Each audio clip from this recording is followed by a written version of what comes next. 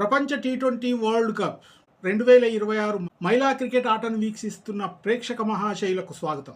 Group A విభాగంలో సాగుతున్న మ్యాచ్లలో big మార్జిన్తో భారత జట్టు విజయాన్ని సాధించింది. నెదర్లాండ్స్ మహిళా క్రికెట్ జట్టు మొదటి ఆట ఆడుతూ టాస్ గెలిచి బౌలింగ్ ఎంచుకుంది. భారత తరపున స్మృతి మందన, షెఫాలి వర్మలు మొదట బ్యాటింగ్కి వచ్చి తమ అద్భుతమైనటువంటి ఆట తీరుతో ఈ సీజన్లో రెండవ విజయాన్ని సునాయాసంగా సాధించి పెట్టారు.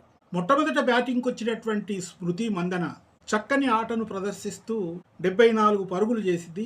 ఆమెతో బ్యాటింగ్కి వచ్చిన షెఫాలి వర్మ కూడా 55 రన్నులు చేసి భారత విజయానికి ప్రధాన భాగస్వాములయ్యారు. జట్టులో ఉన్న ఆటగాళ్లందరూ టీం వర్క్తో తన బాధ్యతను నెరవేరుస్తూ చక్కని పరుగులను సాధించారు. 209 పరుగులు చేసి మహిళా క్రికెట్ వరల్డ్ కప్ టీ20లో 200కు పైగా రన్నులు సాధించినటువంటి దేశాలలో మూడవ దేశంగా నిలిచింది. 210 పరుగుల చేజింగ్లో నెదర్లాండ్స్ జట్టు మహిళా క్రికెటర్లందరూ రాణించలేకపోయారు. భారత జట్టు తరఫున బౌలింగ్ చేసినటువంటి షెఫాలి వర్మ 55 పరుగులు చేయడమే కాకుండా ఈ మ్యాచ్లో కీలకమైన 3 వికెట్లను పడగొట్టింది. అలాగే శ్రీచరణి అద్భుతమైన బౌలింగ్తో 4 వికెట్లను తీసుకొని ఒకటే ఓవర్లో 3 వికెట్లను తీసుకోవడం విశేషం. చాకచక్యమైన బౌలింగ్లో నందిని 2 వికెట్లను, బౌలింగ్లో చక్కగా నేర్పుడు చూపెడుతున్నటువంటి దీప్తి 1 వికెట్ను పడగొట్టి నెదర్లాండ్స్ జట్టును ఆలౌట్ చేశారు.